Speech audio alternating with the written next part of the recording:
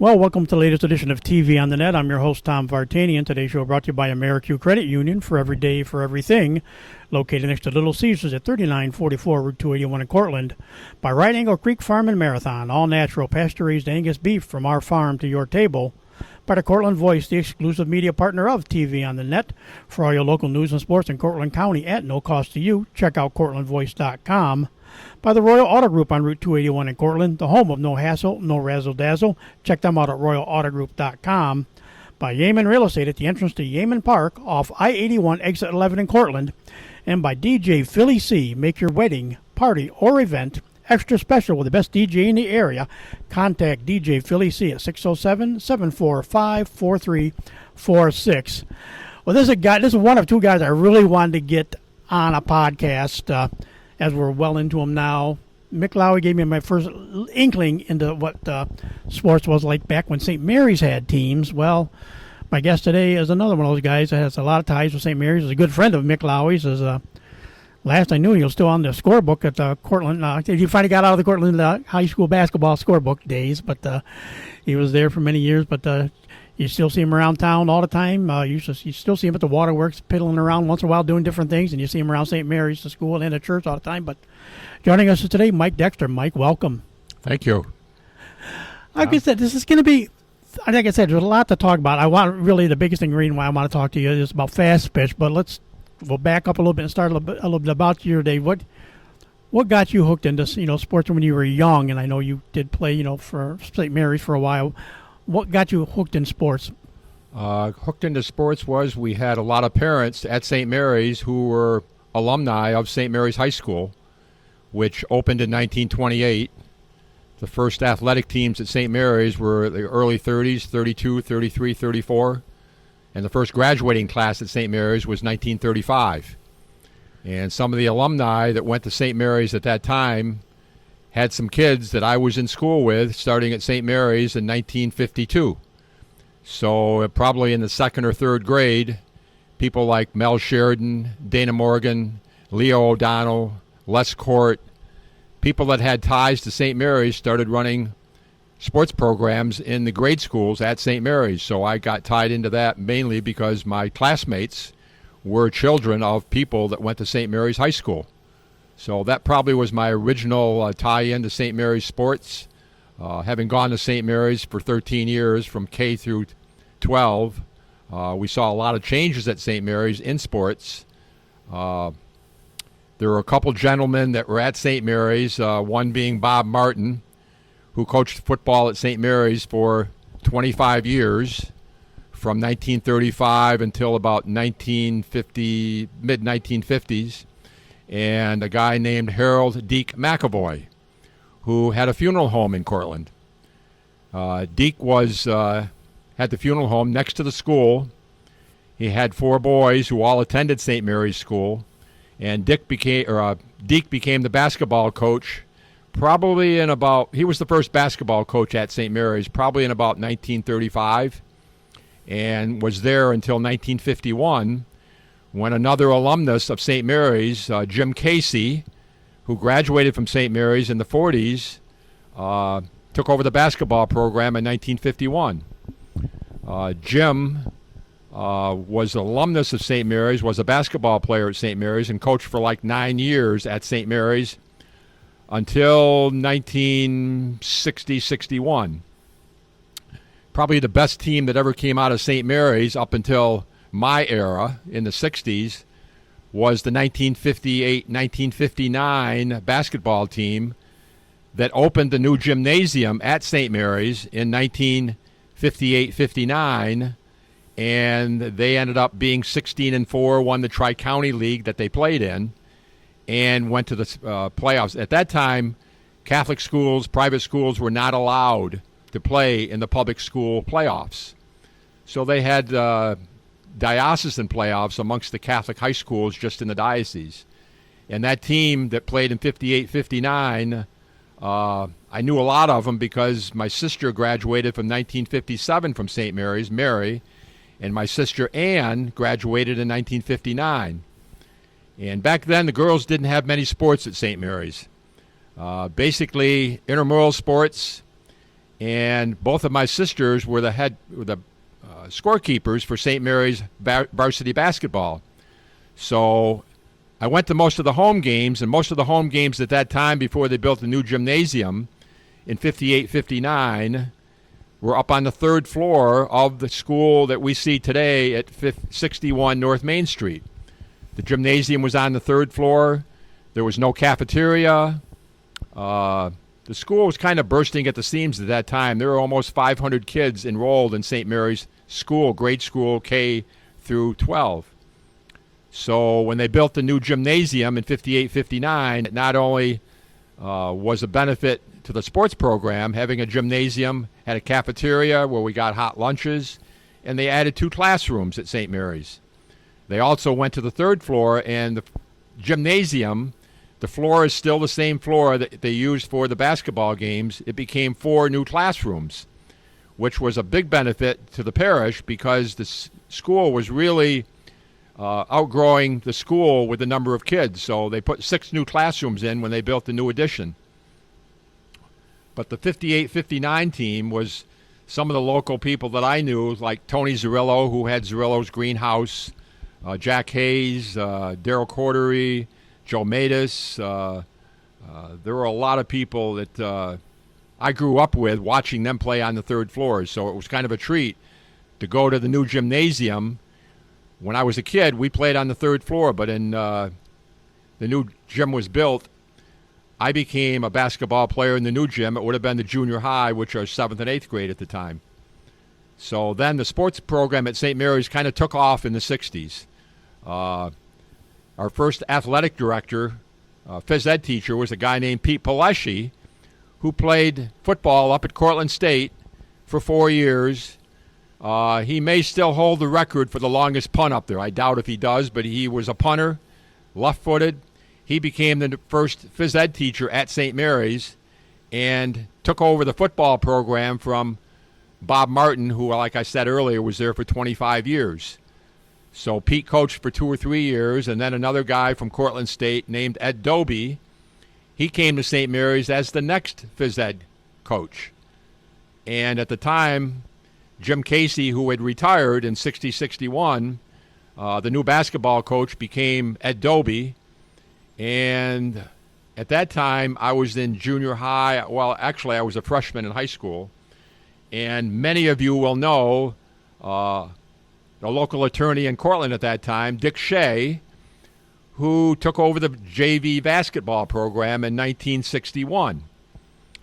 Dick was a graduate of St. Mary's in 1950, went to Lemoyne, went in the Marines, got out of the Marines, and had a law practice in Cortland with Haskell, Foley, Shea, and ended up being Tom Meldrum, and Marty Mack, I think, was in also the same law firm. Dick coached JV basketball for 3 years, and I had him for a coach on 2 years until I became on the varsity team midway through my sophomore year. And I played under Ed Doby for a year and a half, and then my senior year, Dick Shea took over the varsity basketball program at St. Mary's at that time. And that's when St. Mary's became somewhat of a powerhouse amongst the smaller schools in Cortland County. We were in what was called at the time the Tri-County League. There was Dryden, Groton, and Lansing, and St. Mary's made up the basketball league. And the football league was a little bit larger, expanded a little bit. There were Watkins Glen, Tioga, Newfield. The football program played, and also Lansing, Groton, and Dryden also played in the football league. But the basketball league only consisted of 4 teams.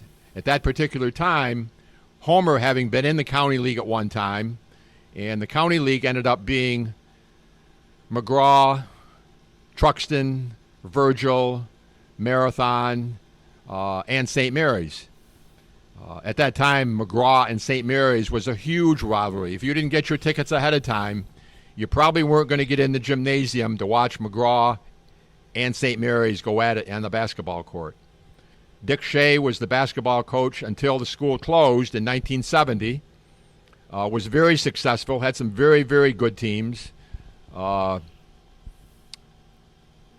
then got into the other league in Ithaca? Tom, help me out. Was I know. Back, I was amazed, and Mick, I think, was part of it. I know St. Mary's was part of the IAC, the Interscholastic Athletic Conference, for a while, and they were one of the dominant basketball teams. And I remember that just because we kind of joke now. You think about the CBAs, the Elmira Notre Dames, Bishop Ludden, Bishop Graham, things like that, where you kind of get that conglomeration of kids.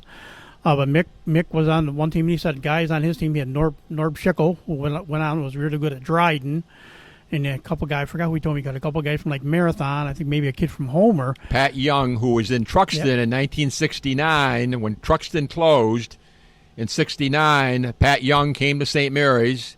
St. Mary's closed in 1970, and he ended up graduating, I believe, from Homer, probably as the MVP if he wasn't the MVP. But Pat Young was a very, very good player out of Truxton originally. Yeah, because I heard those names. I go, my Marathon, because Marathon went on to have some real good basketball teams in different sports. And, of course, the Schickles names were known well for what they did in Dryden afterwards. And I could say Pat Young at Homer. And, of course, Mick, we all know what Mick has done over the years. And so I'm going, yeah, it's like that. It's like a mini all-star team from all these schools. Yeah, because like you said, kids came from all over to be at St. Mary's, and so I thought interesting how powerful they were for just a small Catholic school in the center of Cortland.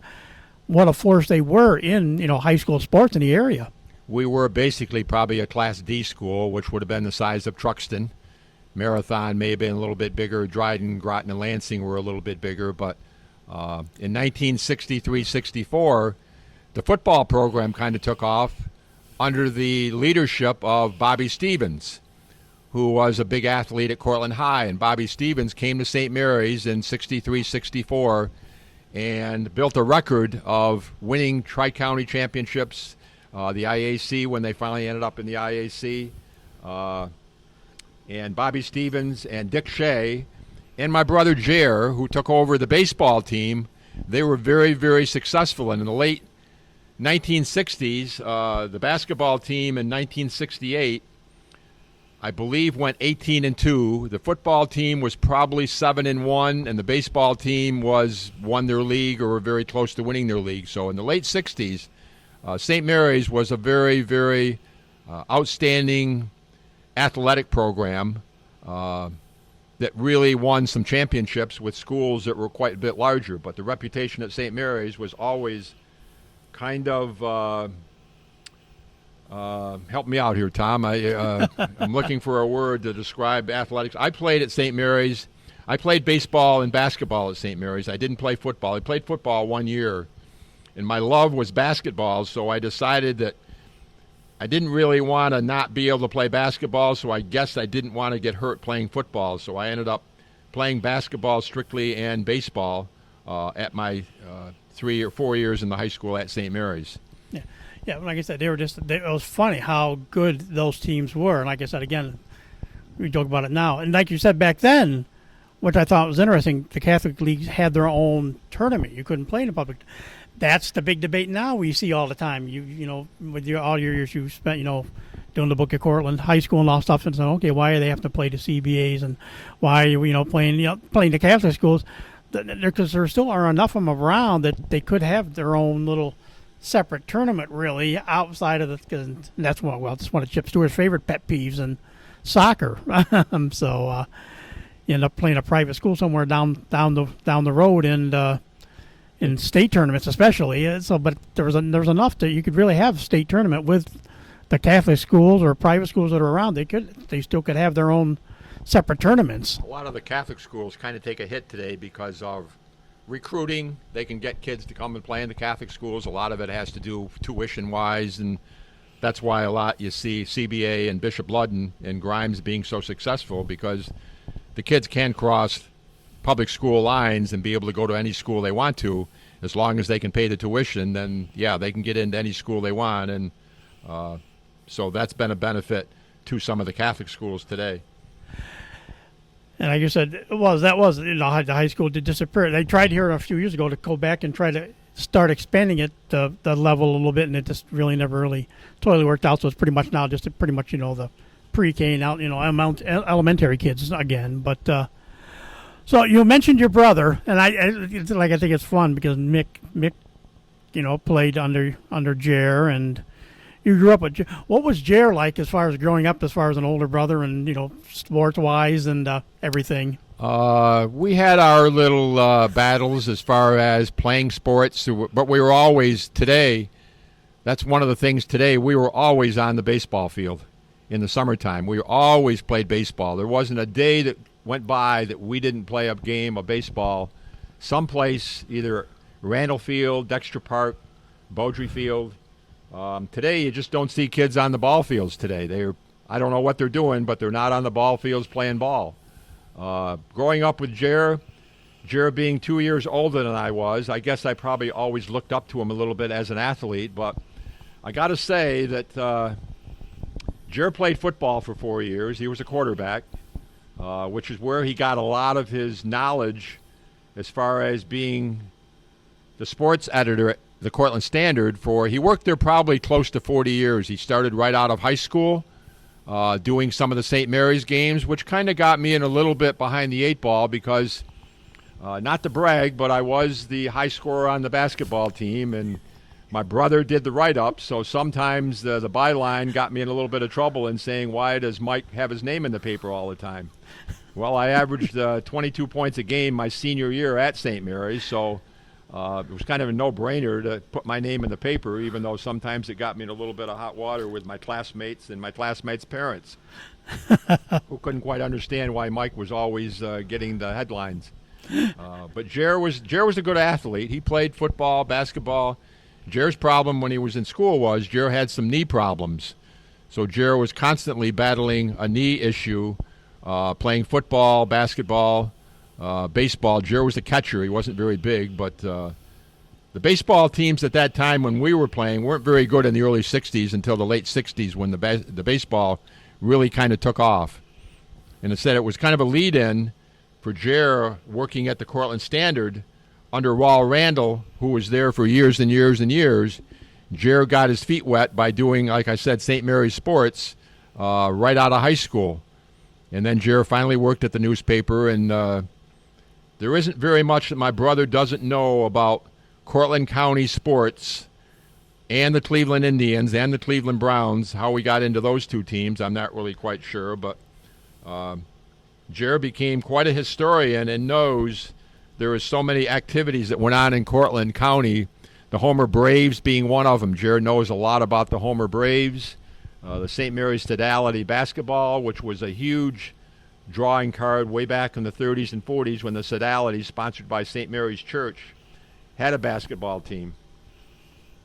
But growing up with Jer was probably a good experience of not being just the only boy in the family. I do have two sisters, but Jer and myself were always involved with sports.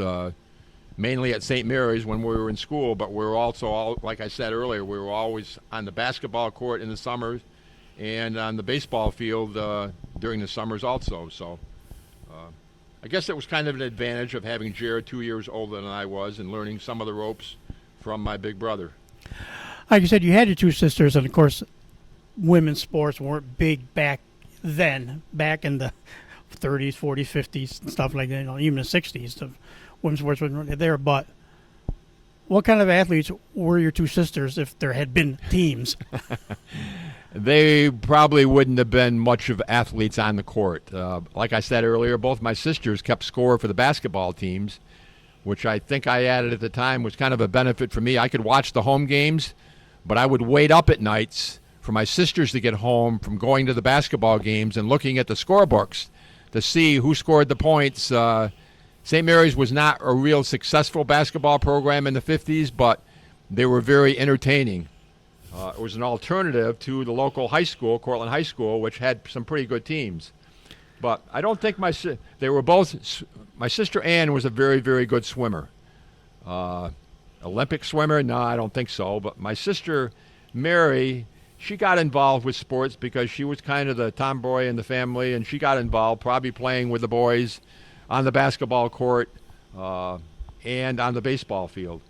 But I really don't want to say what kind of athletes they would be, other than they would have been involved, but I don't know what they would have been doing most of the time on the athletic fields. So naturally, that eventually evolved for you. Got to, Mick Lowry met you and of course played for Jared, but met both of you guys, and eventually he worked his way through his athletic career, and then came back and coached TC3 for a while. Then of course coached at the high school and everything. And for a lot of years, you got hooked up with it, and you for many years were the scorekeeper for him. I think you stuck around for Jerry Milligan for a little bit also. But I did. I probably coached kept score for probably about 25 years. When Mick took over. What got you interested in doing that and just hooking on and being a part of? And you saw some very good basketball players come through Cortland in those years. Well, my connection with Mick was after I got out of high school, I went to Mohawk Valley, played 1 year at Mohawk Valley basketball, and then I went in the Navy. And when I got out of the Navy in 1972, there wasn't a whole lot going on in my life sports-wise at that time, even though I played on the town team. That we had locally. We had some pretty good ball players. Dave Stark and Dick Granato come to mind when we played on the town team. Very successful town team. And at that time, summer sports, I didn't really have much going for me until I attended a softball game at Meldrum Field. Well, at that time, it was Randall Field. The softball field was at the other end of Meldrum Field by the school. And Mick's connection to me would have been Mick graduated in 1972 from Cortland High School. Went to Cortland State, played football for 4 years at Cortland State. And his class at that time in 1972 included people like Dick Meldrum, Eddie Griswold, Mick, Art DiDario. They put a team together at that time, Jimmy Alloy, of guys that had recently got out of high school. And the connection with the softball team was that the Meldrums owned the paint store. So our original name for the softball team was Gelflow. It got us in a few very interesting conversations with a lot of people because most people didn't know what Gelflow was. For those that don't know what Gelflow is, it's a line of paint for the Glidden Paint Company. So for 5 years, we were known as Gelflow. But I went down to the field and saw all these young guys, and they were 7 years younger than I was, and they asked me if I would be interested in playing softball with them. So the summer of 1972, I started playing softball with all of these guys, including my brother Jer, who was a pitcher, in addition to Tom Meldrum, who was a local attorney, became city judge. Both Jer and Tom were both pitchers.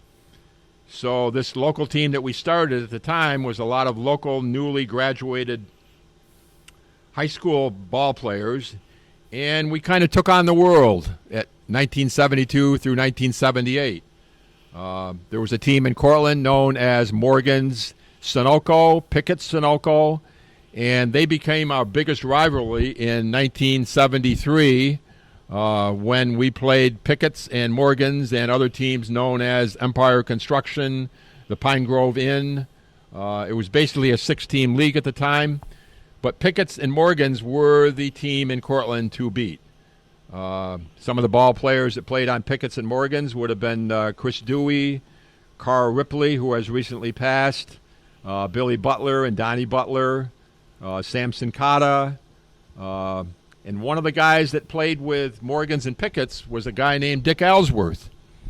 Now, we played against Dick Ellsworth for 4 or 5 years as Pickett's and Morgan's pitcher, and when Pickett's and Morgan's kind of folded up, Dick got on another team and wasn't as successful as he had been in the past. So we kind of made a trade for Dick Ellsworth. There was a guy, actually his name was Larry Zarnecki.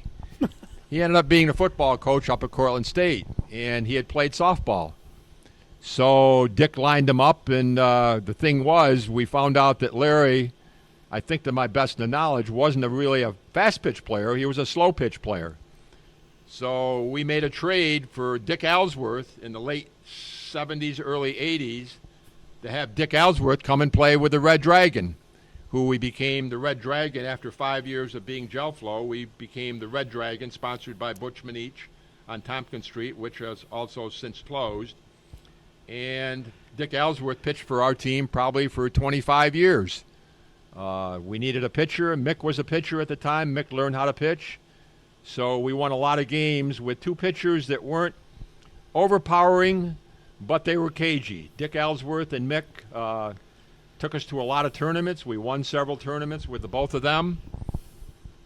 And we traveled throughout the state pretty much playing tournaments. We'd play in Cortland on Mondays and Wednesdays. We got in a league up in Syracuse on Friday nights, which was very competitive. And then every weekend we would go and play in Elmira, in Syracuse, in Albany, in Schenectady, in Oswego. We became a tournament team, and we'd end up playing 70 or 80 softball games in the summer. And we became very successful with the pitchers. Once in a while, we would throw in another pitcher, somebody who maybe be a little bit more overpowering, like a Billy Morse. Billy pitched for us in a few tournaments. But in Cortland, because Jer and Tom Meldrum kind of semi-retired from the softball fields, Jer took up golfing and spent all of his free time on the golf course. So we had to look for another pitcher. And at the time, there was a guy named Roy Teeter. Now, Roy Teeter was a Hall of Famer out of Newfield, I believe, went to Ithaca College, was a baseball player, probably a football player, and Roy came and pitched with us in Cortland for the Red Dragon for several years. Now, Roy was kind of on the downside of his career. I said he was a Hall of Famer. Everybody knew Roy. Roy pitched for us in many tournaments. He pitched for us in Cortland. And when Roy was ready almost to retire, he signed up a guy named Denny Zach, who Roy played with over in Auburn on the Auburn League. So Denny became our number one pitcher pretty much in Cortland for quite a while, and Dick and Mick were also pitching with us at that time, which made us a little bit a better team when we went on the road to play in tournaments, having two or three pitchers. But Denny played with us for a long time. Denny has since retired. Denny lives over in Union Springs. We got to know Denny very, very well and his family. But the one thing about softball that we played with, we got to know a lot of the families, a lot of the people, a lot of the fans who our biggest rival at the time, and I think Tom mentioned earlier that he has done an interview with the Yale Hughes. Yale was a player with the Tavern, and there wasn't any bigger rivalry in the summers than watching the Tavern and the Red Dragon go at it on a softball field. We really did not like each other on the softball field, and the fans liked us even less. The people that come to watch the games, they were very passionate on the softball field, the people sitting in the stands. So for 10, 15, 20 years, the Red Dragon and the Tavern battled it out every summer and had a huge rivalry between the two of us. And Yale was Yale ran the Tavern team with some of the other local stars of Jim Malloy ended up playing with the Tavern, and Mike Andreyko and Pat Finney. And mentioning Pat Finney's name, Pat Finney also went to St. Mary's. Pat Finney, in my estimation, was probably the best all-around athlete that ever came out of St. Mary's High School. Pat played basketball, Pat played football, and Pat played baseball for my brother Jer. Pat was very, very, very good. He also played on our town team, our basketball team that I had that we put together in Cortland. But Pat had I think Pat almost went. I think he had some feelings to go to a Division I schools. I don't know for sure, but he had some offers to go play at Division I football. But that didn't work out probably for Pat. Pat's a local guy and a very good friend of mine. He also had a brother named Mike Finney who played football, who ended up, I think, going and ended up playing at Middle Tennessee State. There were a few guys out of St. Mary's football-wise that did play football in college. And at the time, getting back a little bit to St. Mary's sports, we couldn't beat Cortland High on a regular basis. We were much smaller. We didn't have the enrollment that Cortland High had. But every once in a while, we had a team, and I remember when we were in junior high, and there were people that didn't think we could compete. We went and played Cortland High at a local elementary school in a scrimmage, and they locked the doors because they didn't want anybody coming in and watching a St. Mary's Cortland High basketball game. We could beat Cortland High on any one night if we were on top of our game overall. my class in 65 played against the 65, 64, 65 Cortland High athletes on a pretty regular basis in the summer, either in basketball or on the baseball field. But we had a pretty good relationship between the two schools at that time. So as we morphed into there, we got talking about Red Dragon and Tavern. Of course, we're talking about the city Fast Pitch League, and at its height, the city Fast Pitch League was the big thing during the summer. Slow pitch softball is still around, but fast pitch just had its niche. And there used to be the two leagues. There used to be a league like a county. I forgot what it was called the County League or the Pioneer League. Pioneer League out of Truxton, East Homer, DeRuyter. Yep. So you had the smaller smaller towns had a league, and of course then in the city there were more. Yes, Red Dragon Tavern, the big one, but there were more teams than that, and I mean it really took off like especially in the 80s and the 90s. Fast pitch softball was the game here in Cortland during the summer. Yes, and speaking of the leagues, we didn't play very often against the Pioneer League, the teams in Truxton. The powerhouse in the Pioneer League was Hiawatha Inn. We didn't really play against them on a regular basis until later on when fast pitch started to dwindle a little bit and there weren't as many teams. The Cortland League did incorporate some teams out of Little York. At the time, I think we had 10 or 12 teams. We also combined with the Ithaca League at one time. We had 6 teams here. They may have had 4 or 5 teams, so we crossed over and we played the Ithaca teams on a regular basis.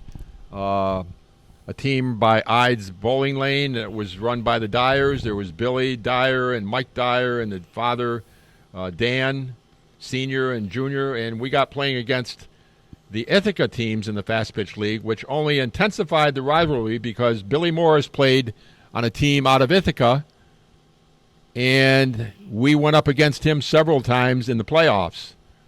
Billy was a Class A pitcher that played in a lot of tournaments, won a lot of tournaments, and probably Billy's probably still pitching someplace in Cortland. He's our age, but Billy never really wanted to give up the sport, even though when he was injured, which he was quite a bit, he was always out there looking for a team to play and going to state tournaments.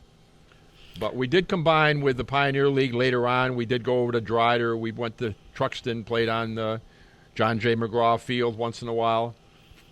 But after a period of time, slow pitch in Cortland kind of took over a lot of the ball players who really didn't want to match up against pitching in the Fast Pitch League. Slow Pitch League, I played slow pitch for a few years. My problem with slow pitch was I couldn't hit the ball. And when I went to play fast pitch, at least if I couldn't hit the ball in fast pitch, I had an excuse of why I couldn't hit it. The pitcher was pretty good, but if you couldn't hit in slow pitch, you better be able to play defense real well, and I did for a couple years. But I finally gave up slow pitch just because I found fast pitch much more entertaining.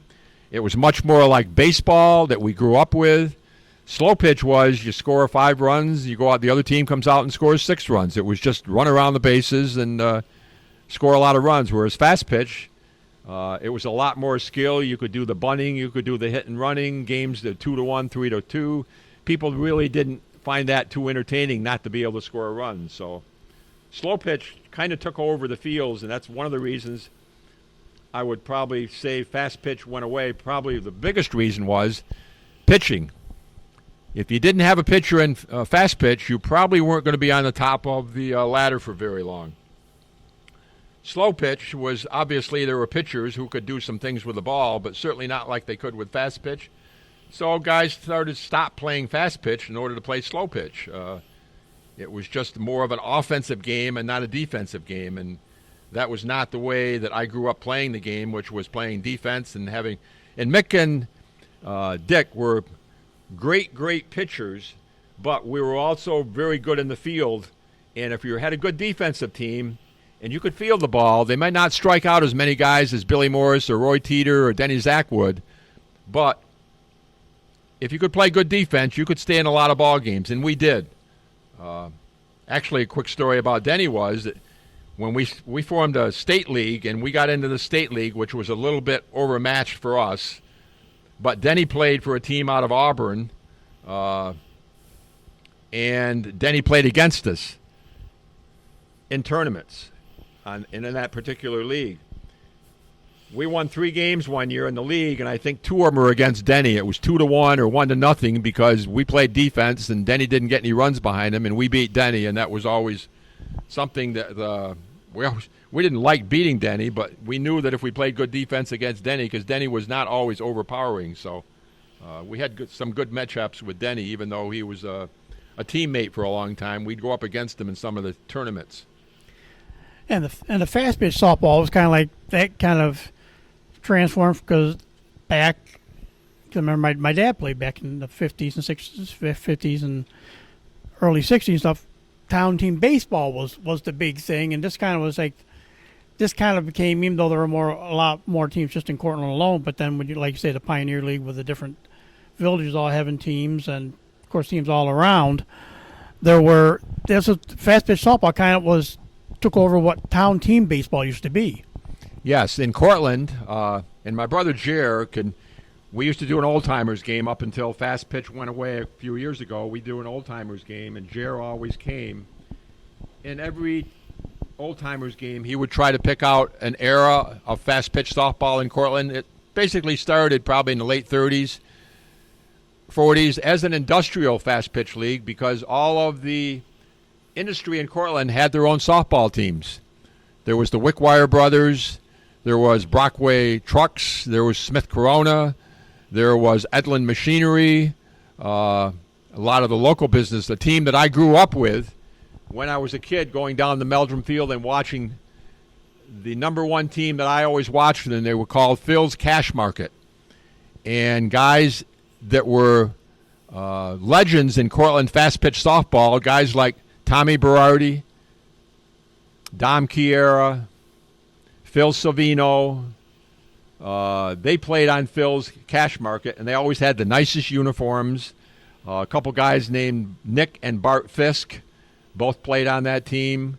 A guy named Kent Finkelstein, Tommy Alloy was on that team. They were all athletes of the 50s and 60s that grew up with baseball and played fast pitch softball. They also played statewide, had very, very good teams. Tommy Berardi was an excellent baseball player, played minor league baseball in Cortland. Tommy kind of ran that team, but he also had a state team. And they traveled throughout the state with a pitcher named Merle Glissom, who was out of Binghamton. And a story about that team was that the King in his court and Eddie Feiner used to come to Cortland on a regular basis. If none of you have heard of Eddie Feiner, he was a 4-man softball team and had blinding speed, could do anything with a softball, and they came to Cortland and played every year. I remember going down and watching one game down at Meldrum Field when Eddie Feiner was here with his team and this all-star team from Cortland. And like I said earlier, they were playing at the other end of Meldrum Field, which was by the elementary school. And the team from Cortland put up a big fight against this team. Not a fight, but a regular, very, very competitive game. And a guy named Phil Savino, I believe, if I got the name right, hit a ball down the right field line. And when Eddie played, he didn't need anybody in the outfield because the ball never made it to the outfield. He had a pitcher, a catcher, a first baseman, and a shortstop. He had some minor league baseball players. A guy named John Bateman played with him. He was, I think he played with Houston. And Eddie was very competitive. He did not like to lose. He didn't lose very often, but one night in Cortland, this all-star team from Cortland beat Eddie Feiner 2-1. I think probably Merle Glissom was pitching and Tommy Berardi was behind the plate. But I believe Phil hit a ball down the right field line, and before they got to the ball, anybody from the infield, he'd circle the bases, and Cortland had beaten Eddie Feiner. Well, it was either the next day or within a few days that they went to Binghamton, and knowing that Eddie didn't like to lose very much, he made sure that Cortland didn't win the next game. It wasn't like the Harlem Globetrotters, who basically always won because the other team was a team that they brought with them. Eddie Feiner beat anybody and everybody. He just was, I'm not sure Eddie is still alive. I know his son took over the team, and he came several years, but it was always very entertaining to have him come play fast pitch, and there was always a great crowd. Fast pitch always drew a lot of people in Cortland. Back in the 50s and 60s, there were a lot of local bars. I remember a couple. Homer National Bank had a team. Frank's Inn had a team. Probably the Crescent Corset had a team. But there were always a lot of local teams, and they were, like I said earlier, they were sponsored by local industry. And the industries were very competitive against each other, and they always, I'm sure, had rivalries. That a good friend of mine was Dick Finn, and Dick Finn, I ended up umpiring games that Dick Finn played with when he was in the over 70 league. But Dick Finn was a very good friend, but there wasn't anybody more competitive than Dick Fingers Finn, who I played with and then I umpired against, and sometimes I had to pull Dick's rein in because he got a little bit excited even when he was in the older league that he was playing in. But I grew up on all those guys. I grew up watching those guys down at Meldrum Field when there wasn't a whole lot to do maybe at nights. You just go down to the ball field and they have a good crowd, and you were always well entertained by these guys who were superstars. And a kid that's 12, 13, 14 years old to watch these guys play was really how I grew up to be an athlete probably that ended up enjoyed playing sports. I know one of the it kind of jokingly became, it was like the annual old timers game kind of became like the we got joke became like a Globetrotters. The old timers were always going to beat the young guys no matter what went on. But those old timers games, they were fun because of the fact, like you said, you got to see the guys from the 50s and the 60s, and they'd come back and they played right up to the end, and there were some, whether their bodies wanted them to or not, they tried to play like they were still teenagers when they were out there. I mean, it was like I said, it was always fun because you get guys from all the different teams, all of them to come together. You used to play against a fast pitch champion a lot of the time. Then they even got to where it had to be a fast pitch all-star team. As a number of fast pitch teams dwindled, but it was always fun talking to some of the old timers. Fran Tokar, I remember I got talking to, and Dick Finn I talked to at one point. But talking to those guys, and talking about the way it was the reunion. It was more as much a reunion and let's go meet at the Red Dragon after as it was actually playing the 2-3 inning game, whatever the game. Sometimes it went a little bit longer, but usually it's about a 3 inning game. But the reunion and just all the guy hearing the stories was always a big part of every summer here in Cortland as well. The old timers game at one time was competitive, where the old timers would actually win with the guys they had playing against and it wasn't a stage thing. The old timers were very competitive. At the end, the old timers ended up winning, but usually the young guys would do something that would help us win the game. But it was always very entertaining. And as Tom just said, guys like Fran Tokar, Clint Bordwell, Harold Foster, Dick Finn, Burt Ryan, Doug Parks, guys that Sammy Sinaccio. These are guys that we had come, and we finally had to give up the old timers game because there wasn't a fast pitch. And I always had trouble getting enough old-timers to play just for one team. I'm in hopes that maybe down the road, maybe next year, we can try to get the old-timers game, but I'm going to need like 30 ball players, just old-timers, because we don't have fast pitch. I'm going to need probably 25 or 30 old-timers to be able to have a game, even if we only play 2 innings or something. And when I started doing the old-timers, there was a lag when we didn't play the old-timers game for quite a while. And I wanted to get the old-timers game for 2 reasons. First, I wanted to be able to play in the old-timers game. And secondly, I wanted to get, as Tom said, all of these guys to come together and renew old friendships that were on the softball field. Sometimes you guys didn't see each other than during the summers when they started playing softball against each other. And that was probably the best part of running the old-timers game, was having these older guys that were superstars in their days come back and play ball down at Meldrum Field. We always had the game at Meldrum Field, and then go out to the Red Dragon, go to the tavern and have a few drinks and reminisce about the good old days fast pitch. And now it really will be reminiscing about the good old days because fast pitch kind of went away. There is still fast pitch being played in certain parts of the states. Prospect had a tournament up there. There are tournaments in Pennsylvania. There's still fast pitch being played, but as I said earlier, the biggest difference is pitching, the lack of interest in fast pitch, and also the pitchers. Guys didn't grow up learning how to pitch. The Roy Teeters and the Denny Zacks and the Billy Morrises kind of went away. The George Lenhart. There just wasn't the pitching, and guys didn't grow up. One guy that pitched over in Truxton, Hammond. Jim Hammond was the pitcher in Hiawatha, and Jim Hammond carried the Hiawatha Inn to many championships. Charlie French ran the team over in Truxton. They used to play on McGraw Field. They were very competitive, and Jim Hammond was not overpowering, but once again, he had a good team behind him, defense, good hitting. There were a lot of good athletes, actually, that came out of that area that played. Having mentioned Tom earlier about some of the sports, I grew up with a guy named Andy Tay in Truxton. Andy Tay actually went to college with my father back in the Cortland State back in the 30s, and a guy like Jerry McDonald, who was a legend down in Marathon, who the gymnasium is named after.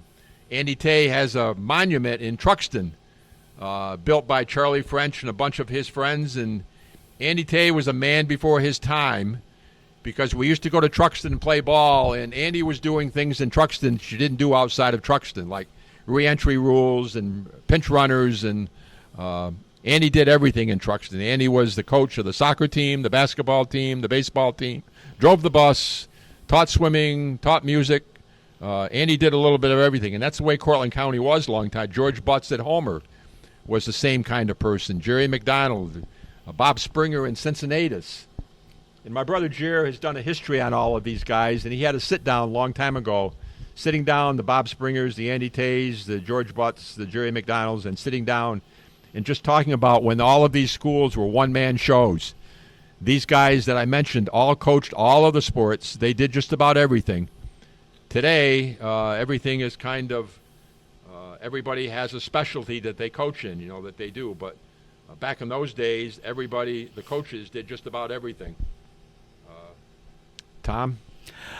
I was going to say, the one guy we could give credit to kind of because they still go out and play tournaments, and Jeff Carr is one that's really kind of trying to keep, what they can. They play tournament ball. Yep.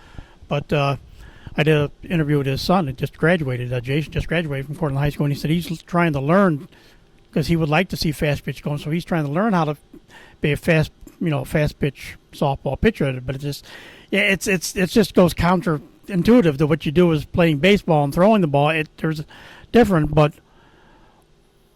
I don't know. You might be able to explain it a little bit better. I know probably if I asked Mick and Yale, they'd probably explain it a lot better. But it's different. What makes it? Like you say, Mick. Yeah, Mick. I thought the way you said Mick was perfect. Everybody always said Mick never was the fastest pitcher, but he just could do things with the ball. He could put it wherever he wanted it to. There's an art to it. Fast pitch pitching. The one thing is that it's not just throwing the ball over the plate. It's learning how to throw a rise ball, throw a drop ball. There are a lot of things you can do with a softball that you couldn't do with a baseball. And Dickie Ellsworth was a perfect example of not being overpowering. Dickie was the nicest guy. We had an award in Cortland that we named after Dick, basically, the Good Guy Award after Dick, because I said we played against Dick for 20 or 25 years. But guys knew what they could do with a softball, and it wasn't like this sticky stuff that they're using today. It was all man-made. They could do whatever they could with a ball, and that's one of the things that made the pitchers so different back then was of the different things that they could make the ball do, dance and up and down and in and out. There were a lot of guys that tried to learn how to pitch, but it just wasn't very successful. But Mick, like I said, having a good defense and having the ball having control was a huge thing. If you could get the ball over the plate, and of course in Cortland we didn't play with fences very often down at Meldrum, so there wasn't anybody hitting the ball over the fence.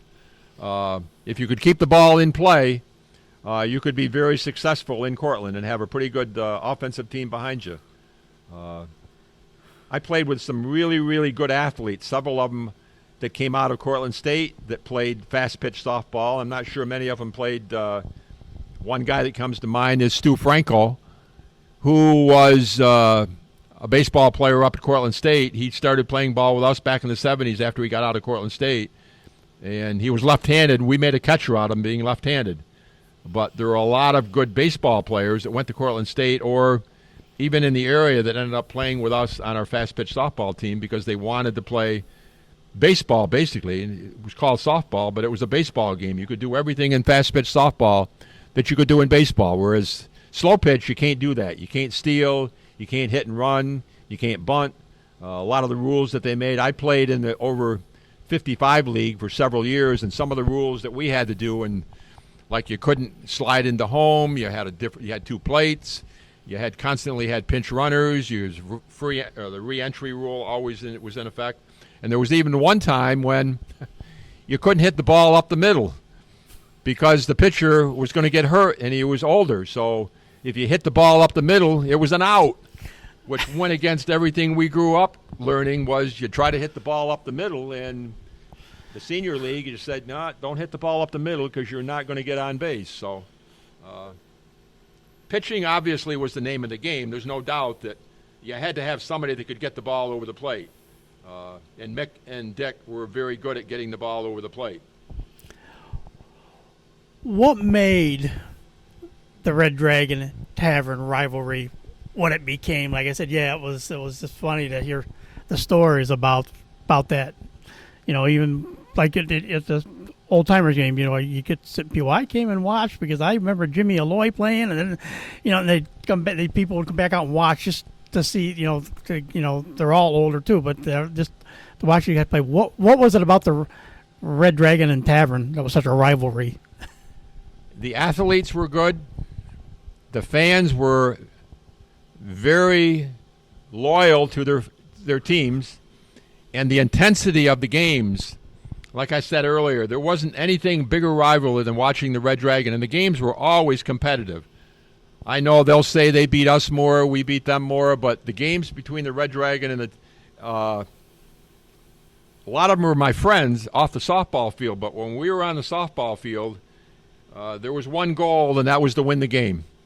And the athletes there were always good athletes on both teams. We'd always look for guys that kind of fit our mold on the Red Dragon, you know, the guys that liked playing together, liked each other.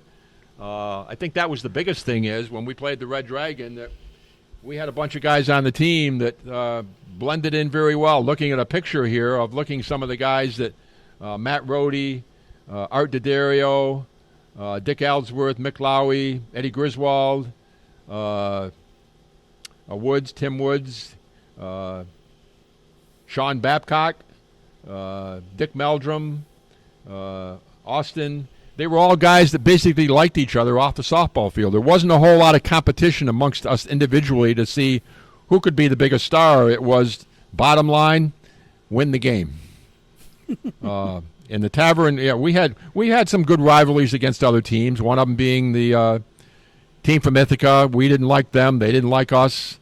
We didn't really have the chance to go to the bar and drink with them, but they were from Ithaca, we were from Cortland. But having the Ithaca team play with us, that kind of kept softball going along a lot longer than it would have if we didn't have more teams to play.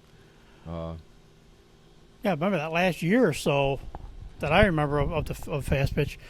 Well, you had one or two teams for Cortland, but actually you had a team or two that came from Auburn all the time, came over and played just, you know, to kind of round out the league. I mean, there was only like maybe 3, 4, maybe 5 teams at one point, but you were getting teams from out of town just would come to keep it going. Just to keep fast pitch going because they struggled as much as we did. And I don't know if there's any leagues per se that go. The guys that play today, Jeff Carr would certainly know if there's leagues that are playing, but I know Prospect was always a huge tournament, but there just aren't the leagues. There isn't the interest. Auburn had a league, Cortland had a league, Ithaca had a league, Syracuse had a league. Any place you went in the state, there was always teams that played, and today you really have to beat the bushes to find some place that you can go and play. And I'm not sure there's any leagues. Tournaments, there are tournaments. One of the things about fast pitch softball that I find very interesting is that today there's no men's fast pitch, but if you watch girls' college softball, there are girls, women, playing in the women's league that are just as good, if not better, than a lot of the men that used to pitch in fast pitch softball. Women's softball has just exploded. It's huge. They have their own World Series. Cortland State is a perfect example of having an excellent ladies program at Cortland State with softball, who are very competitive, who probably go to the tournament every year. But that's the one thing I guess that I see.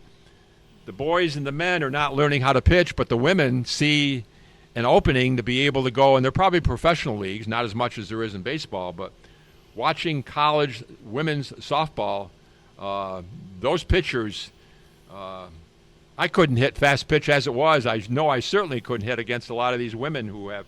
And there were one of the things in Cortland was it was a men's fast pitch league, and one year we had a lady, and I won't be able to remember her name.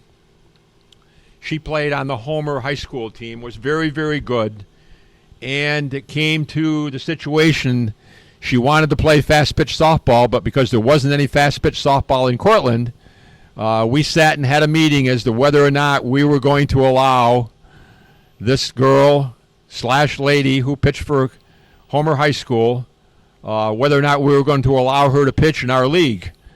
And we finally did. We allowed her to pitch, and there were a few guys that had some hesitation about going up against the girl for whatever reason, either physically. We actually had one guy on my team, he will go unannounced, who refused to play against a woman on the other team. But she was in the league. They had no women's league, so we decided, we'd let her play, and she was pretty competitive. We had some pitchers in Cortland who were not the best, but they put a team on the softball field, and we'd play against anybody. They may not win all the time, but they had as much fun as we did playing. We just had more fun when we won, and especially when it was against the Tavern. As we said, the league was kind of slowing down as it was anyways, and of course, then the pandemic put a halt on everything for a while. I mean, I have seen a couple of the senior teams have been out there a couple of times, some slow pitch, but not that much of that even right now that you usually would normally see. Do you see a time that maybe fast pitch will try to make a comeback, or is it pretty much it's had its day? Personally, I don't think we'll never see fast pitch. We won't see it like its heyday. There may be somebody that can organize it, but like I said, unless you can get a pitcher, we've had some teams, that they're glorified slow pitch teams because there's no pitching on the other team. I played in a tournament a few years ago. There were some different rules, and Jimmy Parginoni, rest his soul, was one guy who always wanted to try a modified league in Cortland. Modified fast pitch softball, you don't do the windmill, which you see guys today go all the way around with a windmill. It was modified, which is when you bring your arm back, you can't go past your hip.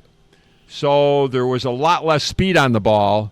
Now, if somebody could try to do something like that and bring modified back, there were tournaments that only had modified. Personally, I don't ever see fast pitch being resurrected.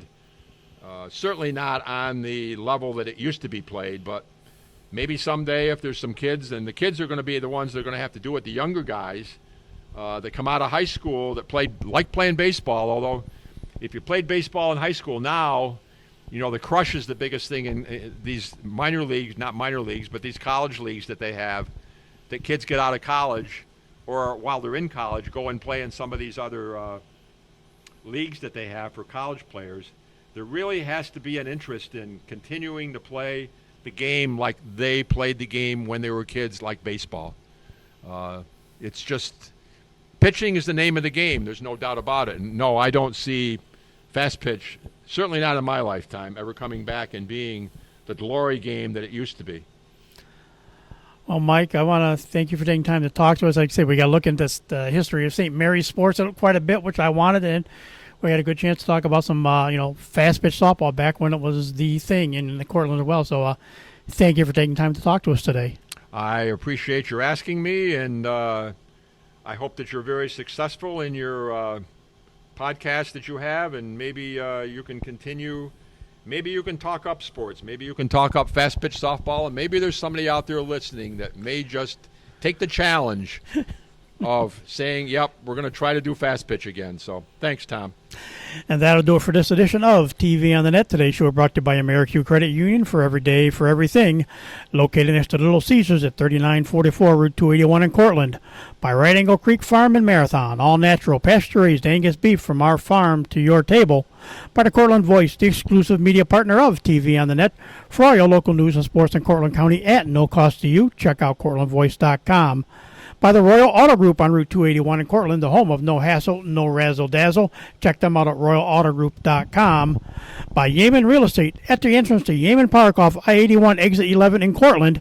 And by DJ Philly C. Make your wedding, party, or event extra special with the best DJ in the area. Contact DJ Philly C at 607-745-4346.